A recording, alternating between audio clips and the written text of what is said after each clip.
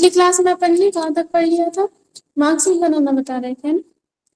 तो उसके लिए अपन फाइल पर चलते हैं, अपन ने सेव की थी, ओपन पर जा रहे हैं।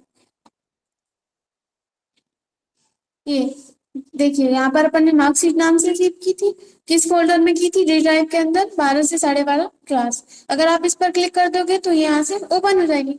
अगर मान लीजिए यहाँ पर आपको नहीं मिल रही तो आप यहाँ से सिलेक्ट करोगे कंप्यूटर, यहाँ से आप ब्राउज पर जाओगे, जिस भी ड्राइव में आपने सेव किया है आप उस ड्राइव में जाओगे। जैसे कि अपना है डी ड्राइव में, डी ड्राइव में अपना 12 से 12:30 क्लास वाला फोल्डर है, इसके अंदर मार्कशीट नाम से ओपन। ठीक है, इतने में कोई डाउट नहीं था, परसेंटेज और डिवीजन निकालना आ गया? नहीं आया? ठीक है, परसेंटेज आ गया, डिवीजन नहीं आया, समझ आ गया? ठीक है। अब इसके बाद अपन निकालेंगे ग्रेड। ठीक है, अगर आपको डिवीजन का फॉर्मूला अच्छे से आ गया समझ तो आप ग्रेड भी निकाल लेंगे।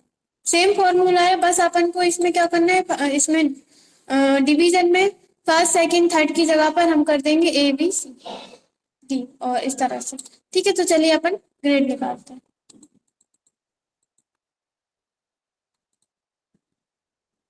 ठीक है, तो हम यहाँ पर इस सेल पर क्लिक कर रहे हैं।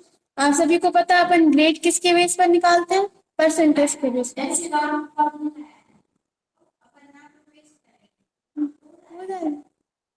आप इसमें कोई भी इसमें है, कंट्रोल सी से आप कॉपी करोगे और इसमें जाकर पेस्ट कर दोगे तो हो जाए। हाँ नहीं, फॉर्मूला नहीं होता, इसके अंदर जो शो हो रहा है ना वो पेस्ट होता है।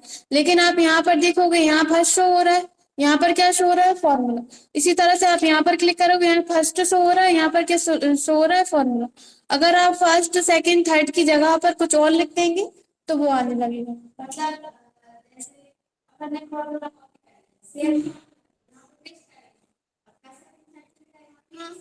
लिख देंगे, हो जाएगा। के बाद में करके बताएंगे, अभी तो अपन क्या कर रहे हैं, यहाँ पर ग्रेड का फॉर्मूला लगा।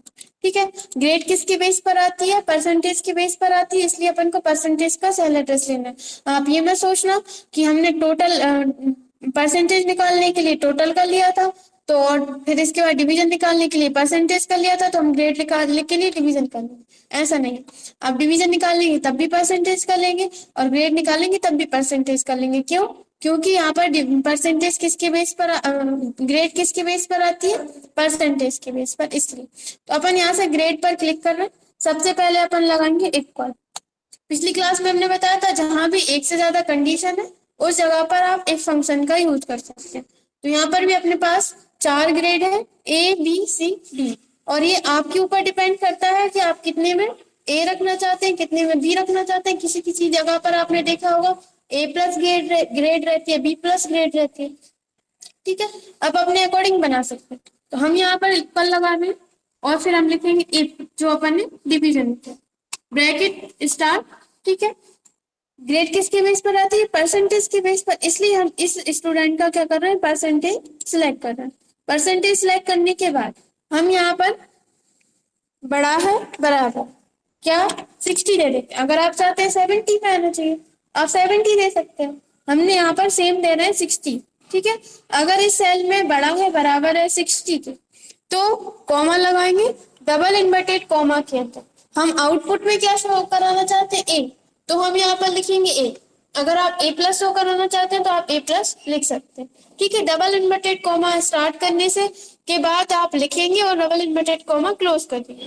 फिर अपन को लिखना है क्या, सेकंड कंडीशन, तो उसके लिए अपन लगाएंगे कोमा, फिर लिखेंगे अपन इफ ब्रैकेट स्टार्ट, परसेंटेज की सेल एड्रेस पर हम क्लिक करेंगे, ग्रेटर देन इक्वल। ठीक है, ग्रेटर देन लगाएंगे और इक्वल लिखेंगे। अब अपन नेक्स्ट लिखेंगे क्या, 45। फिर इसके बाद अपन लगाएंगे कॉमा, डबल इन्वर्टेड कॉमा के अंदर हम लिख देते हैं बी और डबल इन्वर्टेड कॉमा क्लोज। ये हो गई अपनी क्या, सेकेंड कंडीशन। ठीक है, अब अपन क्या करना है, कॉमा लगा रहे हैं, फिर इसके बाद सेम वही की वही प्रोसेस क्या करेंगे, अपन इफ लगाएंगे और इफ लगाने के बाद अपन ब्रैकेट स्टार्ट करेंगे। फिर इसके बाद बैठ चाहिए, परसेंटेज का सेल एड्रेस लेंगे। ठीक है, ग्रेटर देन इक्वल, क्या दे देते हैं 33। फिर इसके बाद कॉमा, डबल इन्वर्टेड कॉमा। अब आपको कुछ नहीं करना, लास्ट में आपको क्या देना है फेल। एक सेकेंड, 33 दिया है अभी अपन ने, तो इसमें अपन क्या दे देते हैं 33 के बाद सी दे देते हैं, ठीक है। और यहाँ से इसको डबल इन्वर्टेड कॉमा से क्लोज कर देते हैं। अपन ने क्या किया, तीनों कंडीशन दे दी। तीनों कंडीशन देने के बाद अब लास्ट कंडीशन क्या बचती है, अगर इन तीनों कंडीशन में से कोई कंडीशन नहीं बनती है तो लास्ट आना चाहिए डी यानी कि फेल। अगर आप फेल शो कराना चाहते हैं तो आप फेल लिख सकते हैं, अगर आप डी शो कराना चाहते हैं तो यहाँ पर डी लिख सकते हैं। जितने ब्रैकेट अपन ने स्टार्ट किए थे उतने ब्रैकेट अपन यहाँ पर क्लोज कर देंगे और एंटर कर। सेम वैसा ही फॉर्मूला है जैसा अपना डिवीजन का था। देखिए हमने यहाँ पर इफ परसेंटेज का cell address equal greater than 60, output में हमें बस यहाँ पर हमने क्या चेंज किया, इसका आउटपुट चेंज किया है। आउटपुट यानी कि हमें यहाँ पर क्या शो होना चाहिए, यहाँ पर हम चाहते हैं कि जिस भी स्टूडेंट की फर्स्ट बनी है उसकी ए आनी चाहिए ग्रेड, और जिसकी सेकंड बनी है उसकी बी आनी चाहिए।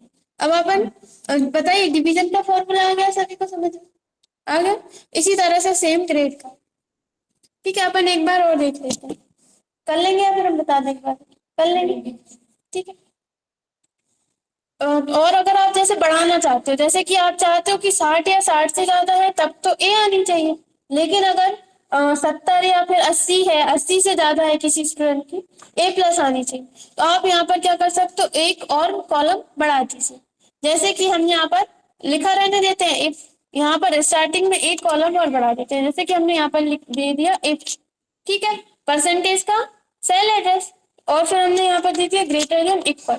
अगर किसी स्टूडेंट के 80 या फिर 80 से ज्यादा है तो हम कॉमा लगाकर डबल इन्वर्टेड कॉमा के अंदर लिख देते हैं ए प्लस, ठीक है, और कॉमा।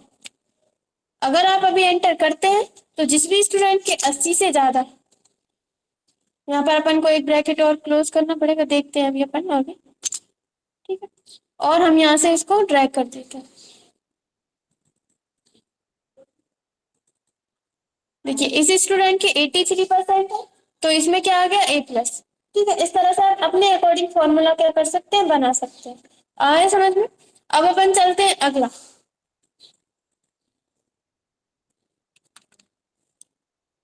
ठीक है। तो हमें अगली अब क्या चीज निकालनी है, हमें निकालनी है अगर किसी स्टूडेंट की सप्ली आई है तो यहाँ पर आ जाना चाहिए। अपन दो चीजें निकालेंगे, यहाँ पर एक निकालेंगे सप्ली, और यहाँ पर लास्ट में आ जाना चाहिए जो भी रिजल्ट है, पास है तो पास आना चाहिए, सप्ली है तो सप्ली आना चाहिए, और फेल है तो फेल आना चाहिए। तो अब अपने यहाँ पर लिखेंगे सप्ली, ठीक है, और यहाँ पर लिखेंगे अपन रिजल्ट।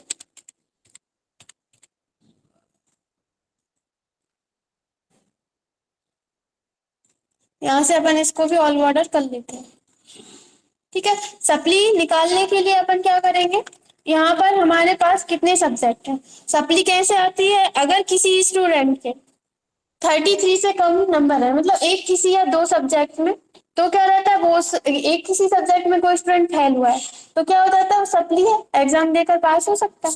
तो आप यहाँ पर क्या करेंगे, इक्वल लगाएंगे, सप्ली के आगे यहाँ पर अपन लगाएंगे इक्वल।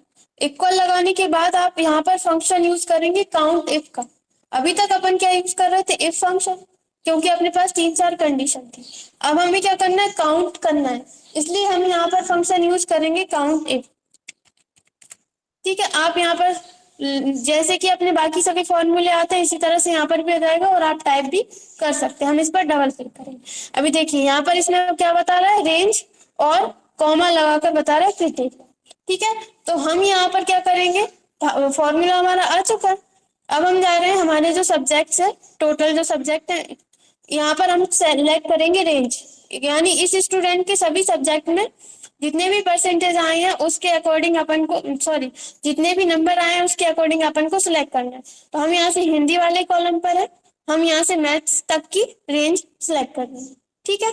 अब हम यहाँ पर क्या करेंगे, आप देख रहे हैं रेंज सिलेक्ट करने के बाद क्या आ रहा है, कॉमा, तो हम यहाँ पर कॉमा लगाएंगे, ठीक है। और हम यहाँ पर डबल इन्वर्टेड कॉमा के अंदर लिख देंगे लेस देन यानी कि कम, ठीक है। अगर किसी के 33 से कम नंबर आते हैं तो वो क्या होता है, फेल माना जाता है। तो हमने यहाँ पर लिख दिया है लेस देन 33। अगर किसी भी इसमें